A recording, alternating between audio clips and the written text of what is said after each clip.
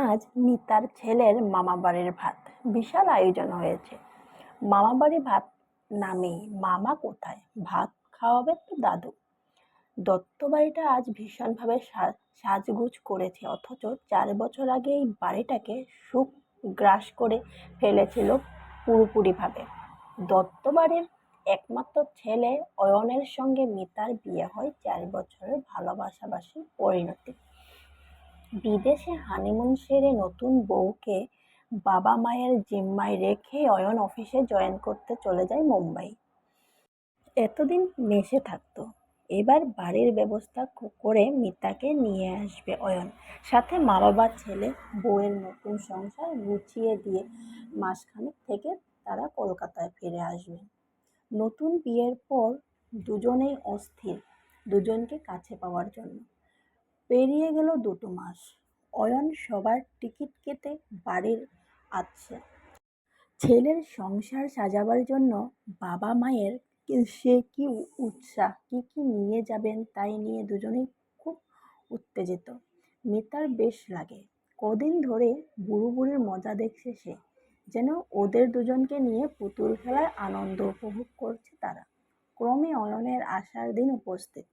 কাল অয়ন বাড়ি আসবে। মিতা ভিতরে ভিতরে উত্তেজনায় ফুটছে, মন ব্যাকুল ওকে দেখার জন্য, একটু ছোঁয়ার জন্য, একটু স্নতার জন্য।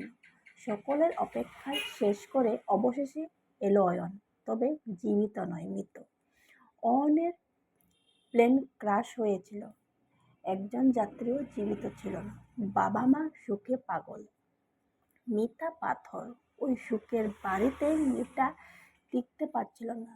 যন্ত্রের মতো সমস্ত নিয়ম কানুন পালন করে গিয়ে উঠল বাপের বাড়ি।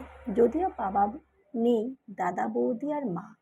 মিতার এমন অবস্থা হওয়ায় এ বাড়িতেও কম তোলপাড় হয়নি, তবে তা সুখে নয়, আশঙ্কায়।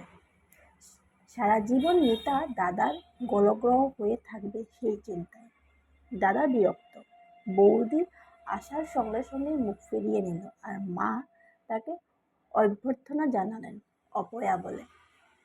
মিতা শুনল, কলের পুতুলের মতো ঢুকলো ভিতরে। শুরু হলো তার অবহেলিত জীবন। কেউ ভালো করে কথা কয় না, মিতার বাঁচতে ইচ্ছে হয় না। কিছুদিন বাদে অয়নের ঘনিষ্ঠ বন্ধু সুমন তার স্ত্রীকে নিয়ে মিতার সাথে দেখা করতে আসে। তাদের সামনেই মিতার মা আবার তাকে অপয়া বললেন। এই নতুন নামটা রোজই বেশ কয়েকবার শুনতে হয় তাকে। বাড়ির পরিবেশ দেখে সুমন বেশ বুঝতে পারে মিতা সেখানে মোটেই ভালো নেই। হাসি খুশি উজ্জ্বল মিতার এমন অবস্থা দেখে ওদের খুব খারাপ লাগে। বর্তমানে সুমন ও তার স্ত্রী অয়নের বাবা মায়ের খেয়াল রাখে, প্রায় সেখানে যায়, যদিও তাতে শূন্যস্থান পূরণ হয় না। এরপর সুমন একদিন গিয়ে অয়নের বাবা মাকে মিতার অবস্থার কথা বলে।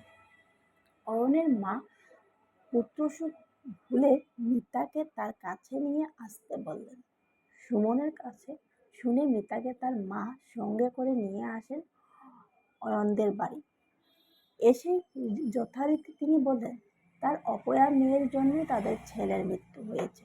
মিতার শাশুড়ি হৈ হৈ করে আপত্তি তুলেছিলেন, ছি ছি দিদি, আমার ছেলে যেটুকু পরমায়ু নিয়ে এসেছিল তা তার পূর্ণ হয়েছে, তাই তাকে যেতে হয়েছে, এতে মিতের দোষটা কোথায়? এরপর তিনি মিতাকে আরো ফিরতে দেননি মায়ের সঙ্গে। মিতা ভাবে কোনটা তার আসল মা, তার গর্ভধারিণী মা না তার শাশুড়ি মা। শাশুড়িও তাকে আঁকড়ে ছেলের সুখ বললেন। শাশুড়ি মাই দিনে দিনে তার নিজের মা হয়ে উঠলেন। এ বাড়িতে মিতার যেন পুনর্জন্ম হলো।